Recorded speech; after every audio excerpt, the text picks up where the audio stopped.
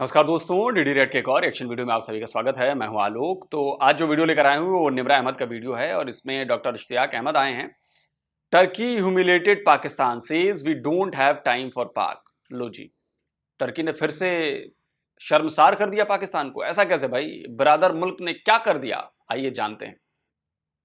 और इस वक्त आप देख सकते हैं हमारे साथ स्क्रीन पर बहुत ही famous personality senior political scientist doctor Ishtiaq Ahmed ji ने ज्वाइन किया है। बहुत शुक्रिया सर, आपने वक्त निकाला। Thank you so much.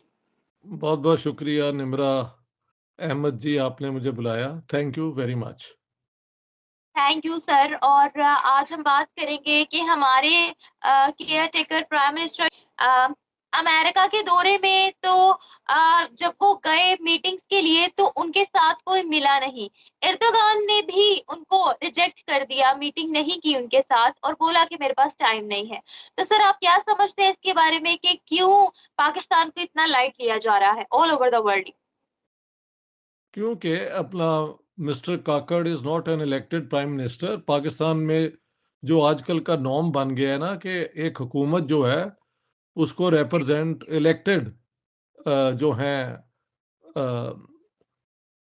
एक गवर्नमेंट ही कर सकती है। वो पाकिस्तान पूरा नहीं करता और 76 साल हो गए हैं, अभी तक इन्होंने ये सीखा नहीं है कि ये दुनिया का नॉर्म है कि आपके पीछे अवाम की राय होनी चाहिए।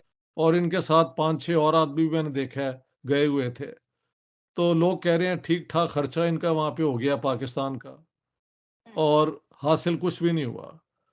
वो जनरल वो क्या असेंबली के अंदर वही बातें जो हमेशा हम करते हैं, कश्मीर और ये और वो इन्होंने कर दी हैं। फिर इंडिया का जवाब आता है कि पाकिस्तान को कोई हक नहीं है किसी पे बात करने का। पाकिस्तान में जो इन्होंने माइनॉरिटीज़ का बुरा हाल किया हुआ है, पहले उसका ख़्याल वो खुद करें। तो ये हर साल वहाँ भेजने का बिल्कुल बेमायनी है। अगर आपके पास सिर्फ़ यही है कि आपने कश्मीर का इश्यू उठाना है, उन्होंने कह देना है कि पाकिस्तान जो है वो इस काबिल ही नहीं है कि उससे बात की जाए, जो टेररिज़्म प्रमोट करता है और अपने माइनॉरिटीज़ को बुरी तरह ऑप्रेस करता है। तो वही हुआ है मिस्टर काकड़ के साथ। किसी अमेरिकन जो हाई अप्स होते हैं, ऑफिशियल्स, किसी ने इनसे मुलाकात नहीं की। आप सोचिए कि जो केयर टेकर पीएम बना है, उस आखिर है तो बना तो पीएम है, उस पर जिम्मेदारी अपने देश में रहने वाले सारे लोगों की है। हर धर्म के लोगों की है, हर रिलीजन के लोगों की है। जब वो अपने पुराने ट्वीट्स में कहता है, जिससे उसकी उसका माइंडसेट पता चलता है, उसकी मानसिकता पता चलती है। जब वो कहता है कि सारे हिंदुओं को कन्वर्ट कराना है और कन्वर्ट होंगे और हम करा कर रहेंगे, कुछ ऐसी बातें, मतलब संदेश यही जाता है। तो सोचिए कि वो बंदा क्या माइनॉरिटीज के लिए सोच रखेगा। कभी करेगा ऐसा? उसकी सोच ऐसी है। तो पावरफुल होगा तो ये काम और ज्यादा करेगा, वो जबरन करेगा वो, और वही हो रहा है। वही हो रहा है। क्योंकि जब ये सेनेटर था तो मुझे याद है कि इसने तब ये भी कहा था कि जी सिंध में जो है कोई फोर्सेबली कन्वर्जन हिंदू लड़कियों का नहीं हो रहा है। आप सोचिए। और रोज खबरें आ रही हैं, रोज। आज से नहीं, पिछले कई सालों से। तो अब जानबूझकर आप जुल्म करेंगे और जुल्म को सपोर्ट करेंगे तो ठीक है, आप टेम्पररी आपको हो सकता है कुछ फायदा गेन हो जाए, ये हो जाए, वो हो जाए। लेकिन जो परमानेंट चीज है ना, जो लंबी चीज है, वो है कि आपका देश आज पूरी दुनिया में टेररिस्ट के नाम से मशहूर है। आपसे लोग बात करना नहीं ठीक समझते, मुंह लगाना नहीं समझते। आपको लोग साइड में कर देते हैं, अरे चलो हटो यार, कहाँ आ गए तुम भीख मांगने। क्यों हुआ है? ये इसलिए हुआ है, ये सब आपके जुल्म सितम का नतीजा है। और मैं फिर कहूंगा, अभी तो पिक्चर बहुत बाकी है। और आप बता रही हैं कि एर्दोगान जो हैं टर्की के, उन्होंने भी मिलने से इनकार कर दिया है। तो व्हाट डज़ दिस इंडिकेट कि पाकिस्तान की दुनिया में कोई रिस्पेक्ट नहीं है कि ये कैसे अपनी हुकूमत चलाते हैं। ये इसका इसके अलावा और कोई कन्क्लूज़न नहीं निकल सकता। सर आपको क्या लगता है कि जिस तरीके से इवन वो तो मुआहिदों के लिए चाहते थे कि मीटिंग हो और मिलूं मैं, लेकिन उनको मिलने से पहले ही इनकार कर दिया गया। आपको क्या लगता है कि सर हम लोगों के इंटरनेशनल रिलेशनशिप्स जो है वो इतने ज्यादा वीक हो गए हैं, डिप्लोमेटिक रिलेशनशिप्स इतने इस हद तक आइसोलेटेड कर दिए गए हैं? आपको क्या लगता है कि क्या पाकिस्तान विदाउट एड, वर्ल्ड की एड की अगर हम बात करें तो सरवाइव कर सकता है? अब ये तो पाकिस्तान को ही सोचना चाहिए ना कि क्या हम सरवाइव कर सकते हैं दुनिया की सपोर्ट के बगैर, फंडिंग के बगैर, एड के बगैर। होता ये है कि पहले तो इनको एड उड आ जाती थी तो इनकी मौजें ही मौजें थी। अब वो हालात नहीं है।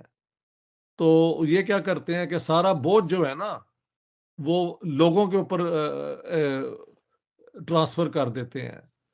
हर चीज़ की कीमत महँगी हो जाती है, लेकिन इनकी जो अपनी मौजें हैं उसमें कोई फ़र्क नहीं आता।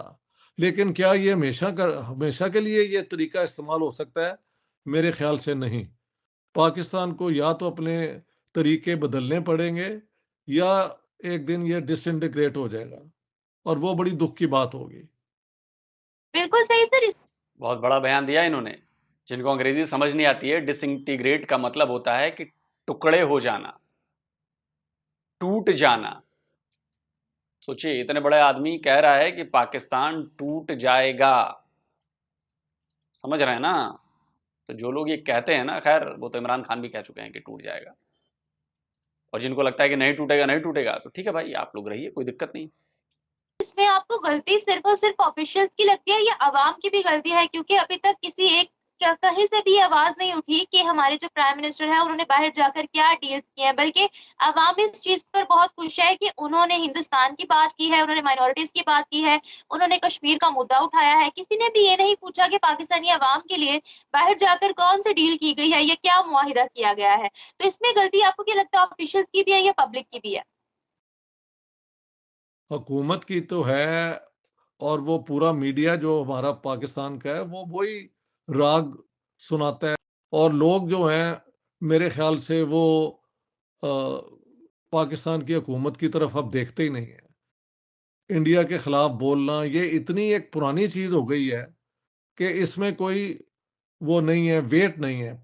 लोग कहते हैं mister Kakar has no locus standi जिसे कहते हैं कि ये किस बुनियाद पे इतनी बातें कर रहे हैं। सो व्हाट कैन वी से?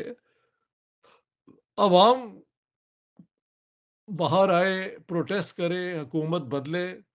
आइडियली तो यही होना चाहिए। दुनिया के अंदर जब ऑपरेशन बहुत बढ़ जाती है तो अवाम जो है फिर वो तंग आके बाहर आ जाते हैं। वो क्यों नहीं आ रहे या मेरे ख्याल से लोग क्रश हो गए हुए हैं। उनकी स्पिरिट जो होती है ना रेजिस्टेंस की, वो दब गई हुई है पाकिस्तान के लोगों की।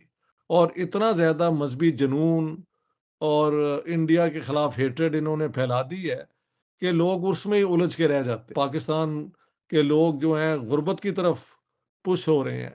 मैंने यही सुना है कि पाकिस्तान में जो बिलो द पॉवर्टी लाइन लोग जो हैं ज़्यादा पुश कर गए हैं। जो मिडिल क्लास होती थी उसका भी बुरा हाल है। उनके पास तो एक फिक्स्ड इनकम होती है और उसके अंदर गुजारा नहीं लोगों का हो रहा। मुझे तो यही पता लगा है कि कई लोगों ने खुदकुशियाँ कर ली हैं हम्म। क्योंकि उनके पास अ, बिल देने के कैपेसिटी नहीं है। तो क्या ये जाके वहाँ पे वो कश्मीर का इशू उठा देते हैं। इनकी एक हॉलिडे हो जाती है ये सब की। इनके पास मैंडेट तो लोगों का है नहीं कि वो why is he the prime minister of Pakistan. तो आज की दुनिया में इस किस्म की हुकूमतों का कोई वैल्यू नहीं। सर आपने भारत का भी विजिट किया हुआ है पर्सनली, तो क्या वहाँ के लोगों की भी यही राय होती है कि अगर पाकिस्तान के खिलाफ पॉलिटिक्स में एक दो लाइंस बोल दी गई तो वो भी इसमें खुश हो जाते हैं, या उन लोगों की इंटेलेक्चुअल सोच है? ज़ाहिर है एक बहुत बड़ी लॉबी इंडिया में तो इसीलिए खुश होती है कि पाकिस्तान के खिलाफ जो बातें होती हैं उनको अच्छी लगती हैं। लेकिन मैंने वहाँ जाके ये वाला पोस्चर नहीं लिया। मैंने एक्सप्लेन करने की कोशिश की है कि पाकिस्तान के अवाम के साथ भी एक हाथ हो गया है ना। उनको कहा गया था कि ये हम तोड़ेंगे इंडिया को और एक मिसाली मुल्क बनाएँगे मुसलमानों के लिए, ना मुसलमानों के लिए बना और माइनॉरिटीज़ का हमने बुरा हाल कर दिया। तो जो वहाँ पे इंटेलेक्चुअली अवेयर लोग हैं, वो उनको समझ आ जाती है मेरी बात की, कि दोष अवाम से ज़्यादा हमारी रूलिंग क्लासेस का है। पाकिस्तान बना ही उस ज़माने में इसलिए था कि यहाँ के जो लैंडलॉर्ड हैं, उनकी जो प्रॉपर्टीज़ हैं, उनके लैंड ओनिंग, उस पे इफ़ेक्ट क्यों ना कोई ना हो। और वही हुआ है, इंडिया ने अपने लैंड रिफ़ॉर्म करके एक मिडल क्लास बहुत बड़ी बना ली है। हमने ना लैंड रिफ़ॉर्म किया, ना इंडस्ट्री लगाई, और जो लगाई उसका सत्यानाश कर दिया, और उसमें से भी कुछ नहीं निकला। कश्मीर का एक आपको याद होगा मैं अपने पिछले कई वीडियोस में ये चीज़ बता चुका हूँ, लेकिन पाकिस्तान के लोगों को लगता है कि इस्लाम के नाम पर मुल्क बनाया गया, इस्लाम के नाम पर देश बनाया गया, लेकिन उन्हें इस्लाम के नाम पर चूरन दिया गया, उन्हें इस्लाम के नाम पर मूर्ख बनाया गया। वो तब भी गरीब थे, आज भी गरीब हैं। वो तब भी जमींदारों के चक्कर में थे, वो आज भी जमींदारों के चक्कर में। जमींदारों का मतलब जो वढेरा हैं, जो जागीरदार हैं। और मैं आपको इस बात का सबूत देता हूं, मैं आज की नहीं, पंडित जवाहरलाल नेहरू जो हमारे देश के पहले प्रधानमंत्री थे, उन्होंने ये बात आज से 70 साल पहले कही थी, 75 साल पहले। सुनिए। Mr. Jinnah was not involved in the fight for independence at all. In fact, he opposed it. The leaders of the Muslim League were big landlords and the like, who did not like land reform. We were very anxious to have land reform, which we did have afterwards. And that was one reason that we agreed to partition, because we thought that if they remained with us, apart from this trouble continuing. तो ये थी मोहम्मद अली जिन्ना की सच्चाई। मोहम्मद अली जिन्ना ने आजादी की जंग में हिस्सा नहीं लिया। वो अपने जागीरदार दोस्तों और जागीरदारों को अपनी अय्याशी वाली जिंदगी को बचाने के लिए उन्होंने बंटवारा कराया, और इसका सहारा लिया इस्लाम का, इसका सहारा लिया मुसलमानों का।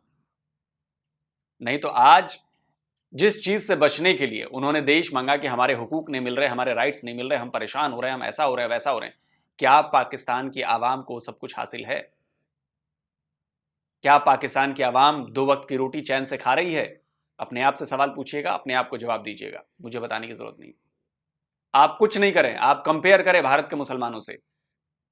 भारत के मुसलमानों के पास नौकरियां हैं, रोजगार हैं, अच्छे पदों पर हैं।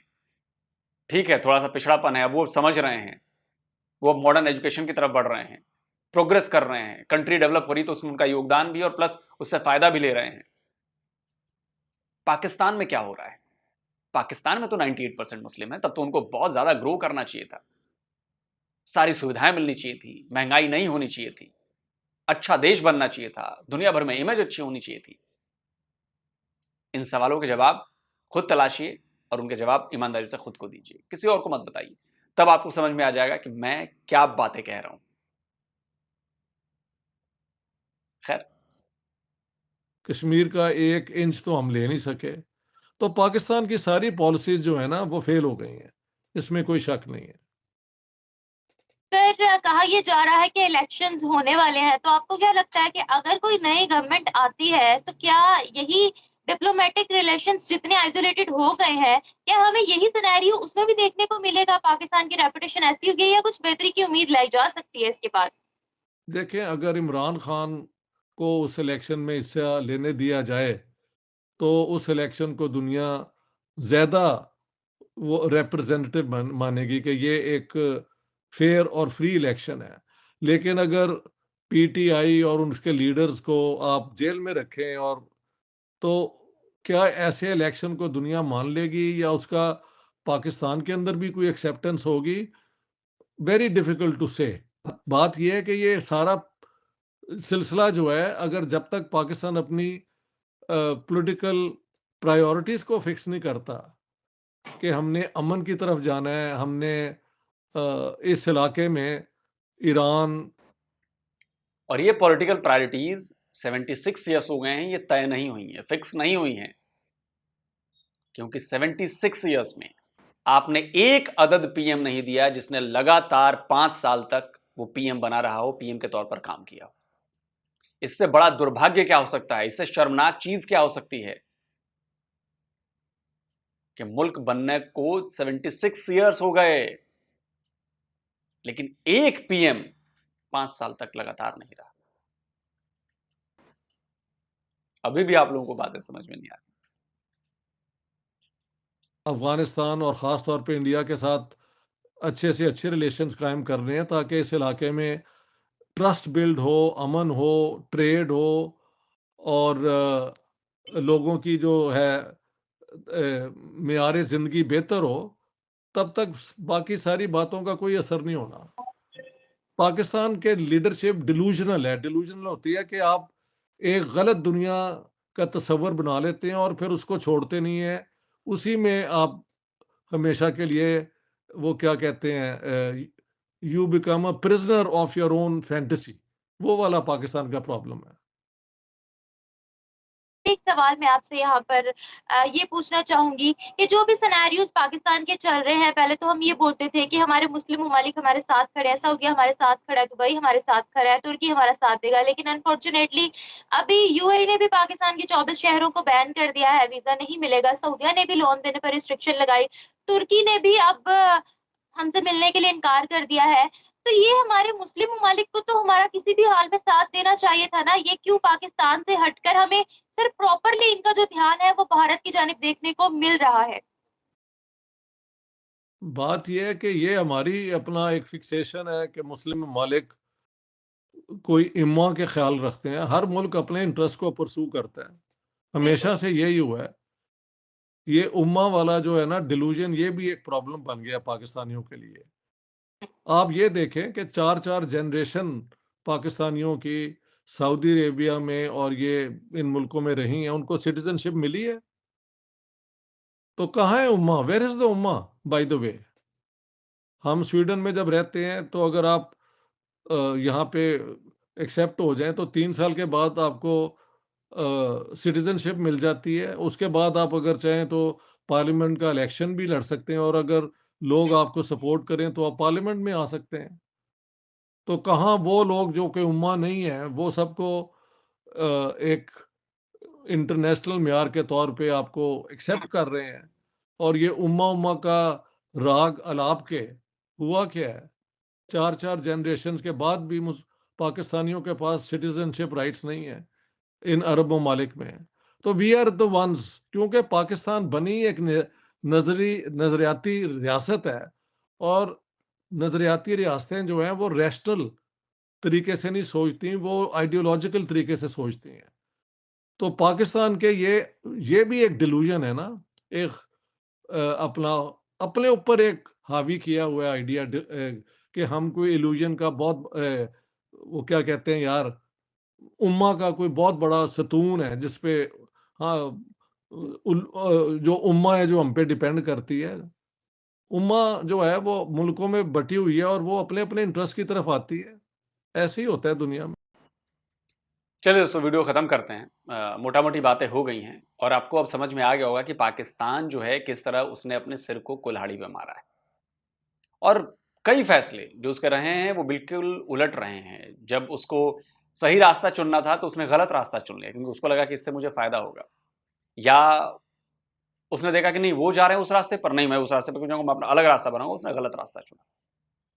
डिप्लोमेसी में या फॉरेन जो पॉलिसी है पाकिस्तान की वो आउट ऑफ सिलेबस हो चुकी है। मतलब वो ऐसे हैं जो सिलेबस में ही नहीं है और उसको फॉलो कर रहे हैं।